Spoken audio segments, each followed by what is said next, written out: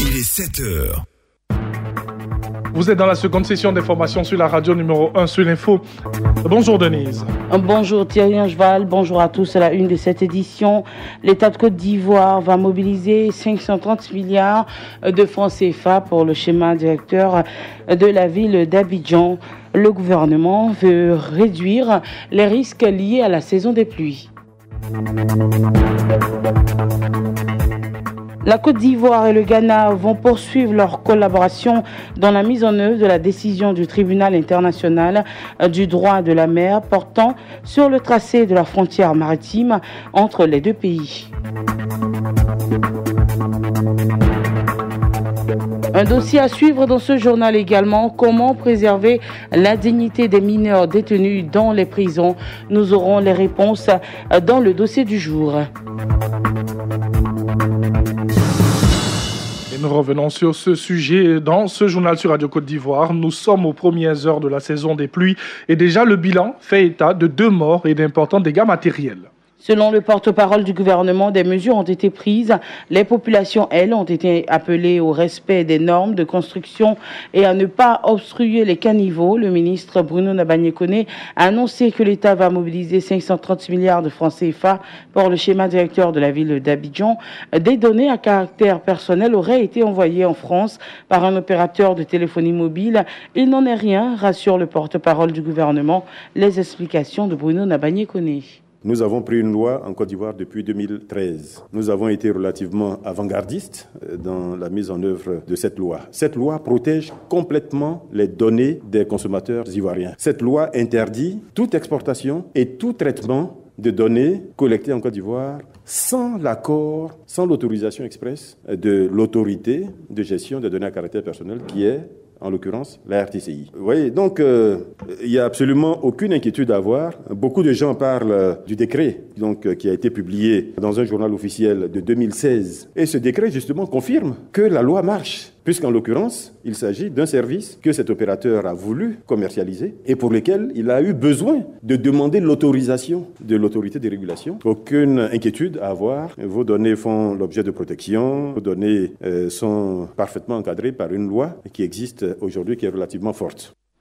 Mise en œuvre de la décision du tribunal international du droit de la mer portant sur le tracé de la frontière maritime entre la Côte d'Ivoire et le Ghana. Les deux pays vont poursuivre leur collaboration. Et oui, c'est en substance la déclaration faite à l'issue des travaux de 2 jours qui se sont donc achevés sous la conduite de Adama Tungara, le médiateur de la République et du ministre d'État. Eh bien, les deux parties ont décidé de matérialiser sur une carte les points définis par le tribunal, d'organiser les échanges d'informations relatives à l'exploration et l'exploitation des ressources naturelles. Et des cadres de haut niveau de plusieurs pays africains dans le secteur de l'électricité sont formés en ce moment à Abidjan. La régulation et la tarification de l'industrie de l'électricité sont au cœur de cette formation. Une première sur le continent africain. Ce séminaire qui est à sa 5e édition est initié sous l'impulsion de l'Autorité nationale de régulation du secteur de l'électricité en Côte d'Ivoire. Le ministère du pétrole, de l'énergie et du développement des énergies renouvelables soutient l'initiative. Jacques Chevalier, directeur de cabinet adjoint du ministre Thierry Tano. Vous savez que le président Alassane Ouattara veut donner l'électricité à tous les habitants de ce pays d'ici 2025. Ce n'est pas une mince affaire. Il y a l'énergie conventionnelle que nous connaissons, hydraulique et thermique au gaz naturel, et les énergies renouvelables. C'est quelque chose de nouveau et tout le monde ici en Côte d'Ivoire s'attend à ce qu'on construise pas mal de centrales solaires. Ça va bouleverser un peu le paysage énergétique et en matière de tarification, il faut être vigilant pour ne pas défavoriser les populations les plus vulnérables. Donc la tarification, c'est très important et nous sommes contents d'appuyer cette session-là. Avec l'injection des énergies renouvelables, avec l'hydraulique que nous sommes en train de renforcer, je ne dis pas que nous allons aller vers une baisse, mais au moins nous allons maintenir le niveau actuel. 2 avant-projets de loi relatifs à l'enseignement supérieur et à l'orientation de la recherche et de l'innovation technologique sont en cours de validation à Yamoussoukro. L'objectif est de rendre plus performant le système national de recherche et d'apporter des réponses appropriées et durables aux problèmes de l'enseignement supérieur, cela afin de lui permettre de jouer pleinement son rôle de pilier dans la production de connaissances. Sur le bien fondé de la mise en place de ces deux projets de loi, écoutons le docteur Névry Roger, il est le directeur de la réglementation et de la coopération au ministère de l'Enseignement supérieur. Jusqu'à maintenant, il existe un texte sur l'enseignement supérieur en Côte d'Ivoire qui date de 1995.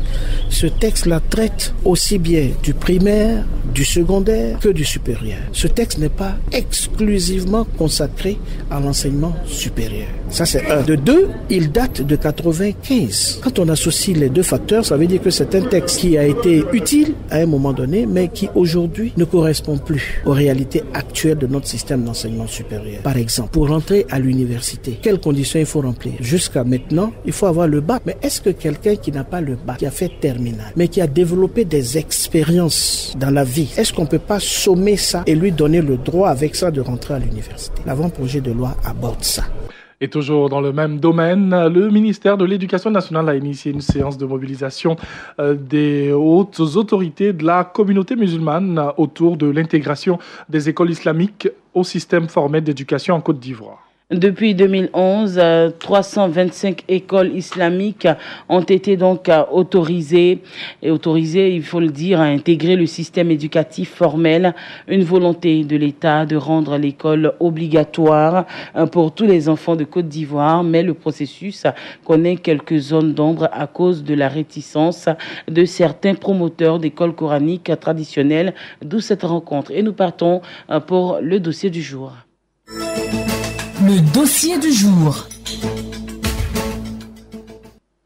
Les prisons de Côte d'Ivoire, notamment celles de Bongouanou, Mbayakro et de Dimbokro, détiennent en leur sein des enfants mineurs en conflit avec la loi qui vivent parfois dans des conditions précaires. Et justement, comment parvenir à offrir à ces enfants-là des conditions idoines dans les centres d'observation au quartier des mineurs? Quelle stratégie envisager afin de préserver la dignité de ces enfants détenus dans nos prisons? Élément de réponse dans le dossier réalisé par Honorine Niaré depuis Daoukro.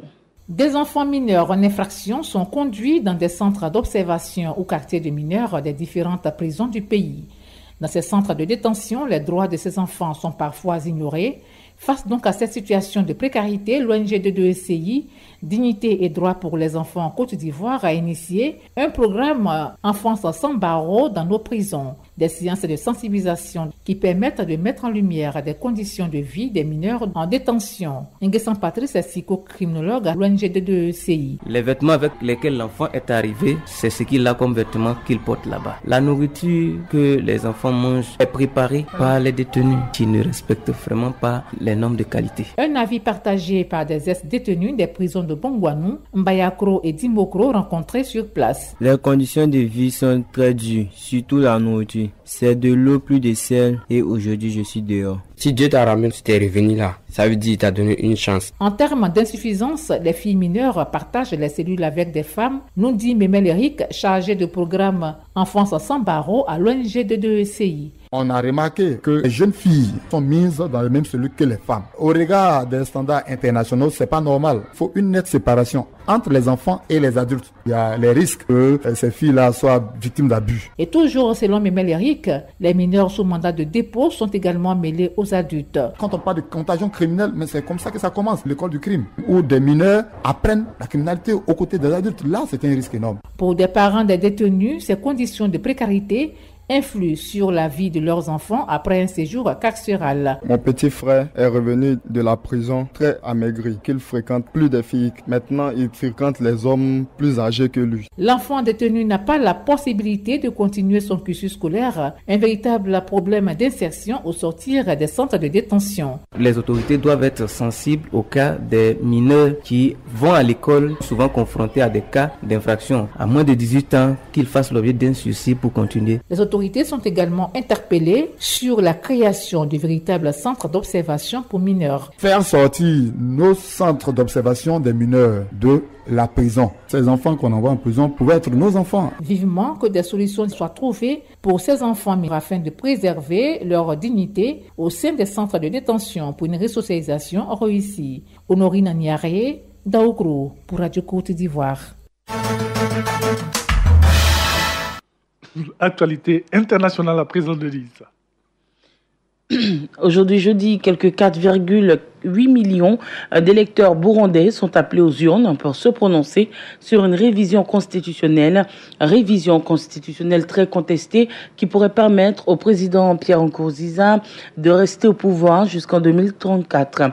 Fuir des conflits, fuir aussi des catastrophes naturelles. En 2017, près de 30,6 millions de personnes ont dû fuir leur propre pays. C'est un rapport publié hier mercredi par l'Observatoire des situations de déplacement interne et le Conseil norvégien pour les réfugiés. Voici qui met fin à ce journal. Merci de nous avoir suivis.